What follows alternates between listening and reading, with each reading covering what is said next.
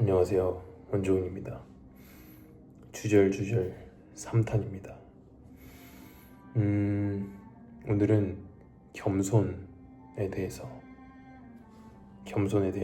이야기해 보도록 하겠습니다. 오늘의 목차는 대략 이렇게 이 순서로 이야기해 볼 예정입니다. 저도 그렇고 여러분도 그렇고 뭔가 한국에서 나고 자란 분들 대부분이 만약에 거기다가 오랫동안 교회를 다녔던 분들은 더욱더 겸손해야 한다는 말을 좀 많이 듣고 살아오셨을 것 같습니다. 저도 그랬고요. 근데 이상하게 겸손해야 된다 이렇게 말을 들으면 들을수록 괜히 더 위축되고 분명 말할 수 있는 상황인데 괜히 말 못하게 되고 앞서서 행동하면 안 될 것 같은 그런 자꾸 뭔가 이상한 느낌이 저는 들었습니다. 이런 현상이 일어난 이유는 이 겸손이라는 단어가 문제된 게 아니라 제가 그리고 여러분이 그리고 우리 사회가 이 겸손이란 단어를 뭔가 좀 왜곡해서 해석했기 때문에 이런 부작용들이 발생한 게 아닐까라는 좀 생각을 해봅니다. 그러면 겸손이란 무엇일까를 한번 정의를 하고 가봐야겠죠. C.S. 루이스의 스크루테이프의 편지라는 책에 보면 겸손을 이렇게 표현하고 있습니다. 자신에게 유리한 편견으로부터 자유로워져서 이웃이 가진 재능을 볼 때와 똑같이 해 뜨는 광경이나 코끼리나 폭포수를 볼 때와 똑같이 자신의 재능 또한 솔직하고도 감사한 마음으로 기뻐할 수 있는 것이라고 이야기를 합니다. 정말 겸손함을 느낄 때는, 참된 겸손함을 느낄 때는 저는 경외감을 느낄 때랑 비슷하다고 생각을 합니다.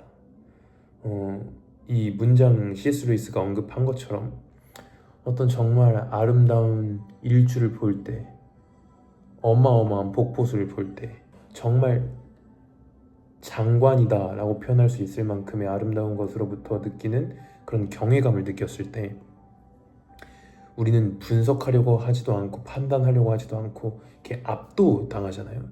그 순간 나를 잃어버리고 온전히 이것으로부터 압도되어서 경이로움을 느끼는 것이죠. 저도 참 겸손은 이것과 비슷하지 않나 라는 생각이 듭니다. 여러분이 정말 겸손하다라고 느끼는 사람들을 볼 때 이것과 비슷한 어떤 감정과 생각이 들지 않으셨을까 조심스럽게 추측을 해봅니다. 자, 그러면 이제는 우리가 겸손이라고 착각하며 살아왔던 것들, 즉 거짓 겸손은 무엇일까에 대해서 한번 이야기해 보려고 합니다. 스크루테이프의 편지라는 책을 한번 다시 들여다보면 거짓 겸손에 대해서 이렇게 이야기를 하고 있습니다. 자기 자신을 잃는 것이 아니라 자신에 대해 낮은 평가를 갖는 것. 한마디로 자기 비하라는 거죠.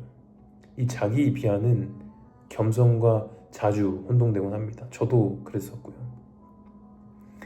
그래서 이 인간을 타락시키는 다양한 방법 중에 하나를 자기 비하라고 이야기하기도 합니다.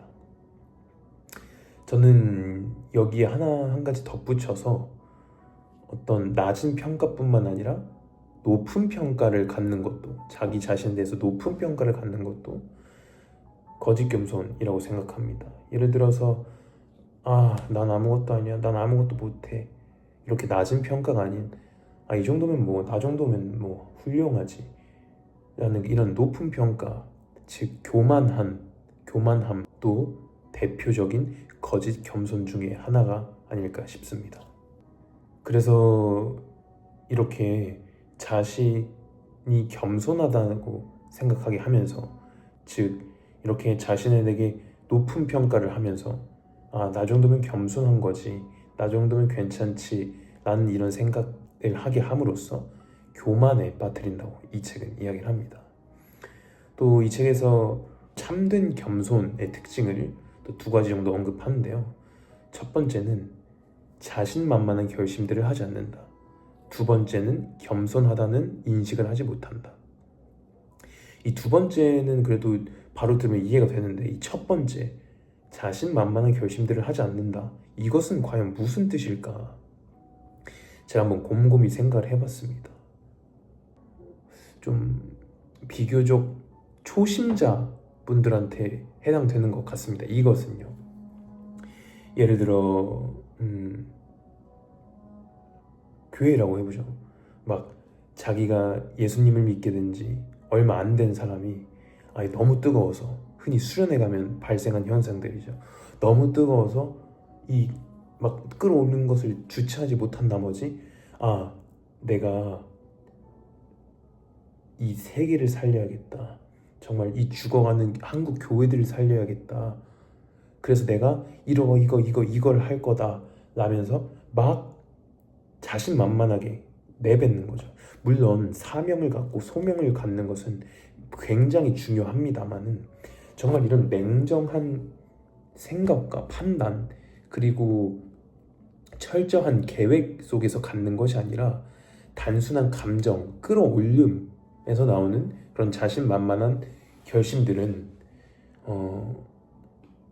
겸손하지 못함의 특징이 아닐까라고 생각을 합니다. 이 문장을 해석하면 그 뜻이 아닐까라고 생각을 합니다.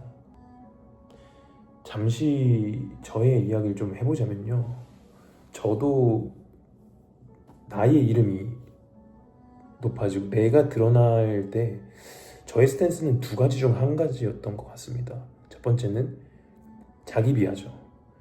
정말 내가 나의 노력들을 부정하고 내가 달성한 것들을 부정하면서 인정하지 않으면서 나는 이런 말을 들을 사람이 못 돼 라고 생각을 하거나, 아니면 나의 겸손한 모습에 취해서 겉으로는 아유 아닙니다 이러면서 이 속으로는 그래, 이렇게 하면 그래도 좀 교만한 건 아니다, 나름 겸손하게 잘 행동한 것 같다 라는 생각에 빠졌던 것 같습니다.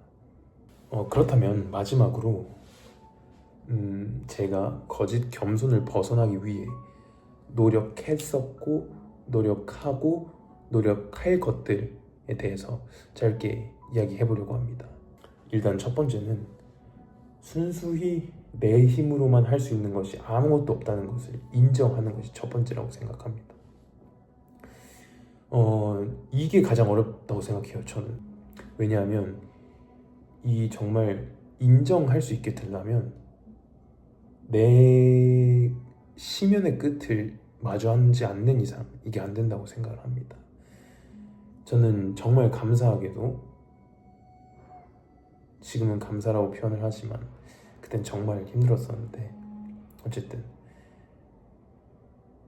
제가 걷지도 못했었고 나름 밝고 긍정적인 사람이라고 생각했었는데, 우울증을 걸리다 보니까 정말 내 눈앞에 나를 가로막고 있는 사람을 진짜 치고 싶을 정도로 그렇게 추악한 내 모습을 봤었기에, 걷는 것도 내 힘으로 할 수 없구나, 이렇게 정말 온전한 정신을 갖고 살아가는 것도 내 힘으로 할 수 있는 것이 아니구나 라는 것을 알게 됐습니다. 앞으로 더 많이 깨달아야겠지만요. 두 번째는 내가 선물로 받은 것들, 나에게 주신 것들을 인정하는 것입니다. 대단한 재능, 대단한 그런 탤런트가 아니더라도 내가 상대방에게 영향력을 끼칠 수 있는 것들, 예를 들어서 정말 말을 예쁘게 하는 것이라든지, 아니면 친구들의 고민을 진심으로 듣고 공감해주고 현실적인 피드백을 제공하는 것이라든지, 그렇게 저도 그렇고 여러분도 그렇고 나이기에 내가 할 수 있는 것이 분명히 있다고 생각을 하거든요. 그래서 그걸 발견하고 인정하는 것이라고 생각합니다. 그리고 세 번째는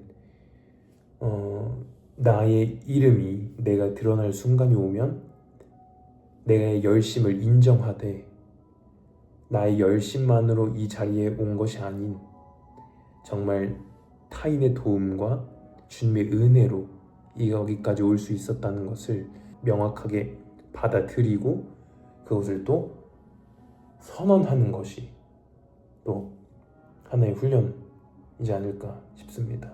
아직 저는 이런 순간들이 많진 않았기에 이런 순간들이 저에게 찾아온다면, 감사하게 이런 순간이 찾아온다면 그렇게 할 것을 또 다짐합니다.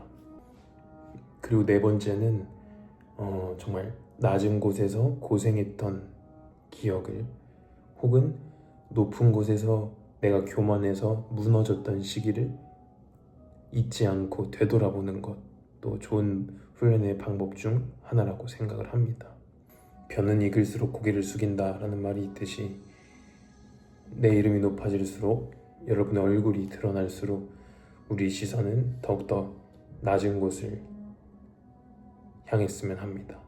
그렇게 했을 때 정말 모든 죄악의 근본이라고 할 수 있는, 시작이라고 할 수 있는 교만에서 벗어나 참된 겸손을 누리고 경험할 수 있지 않을까 생각합니다. 오늘은 좀 짧았네요. 다음 주제는 뭐가 될지 모르겠으나 또 조만간 4탄으로 찾아오겠습니다. 감사합니다.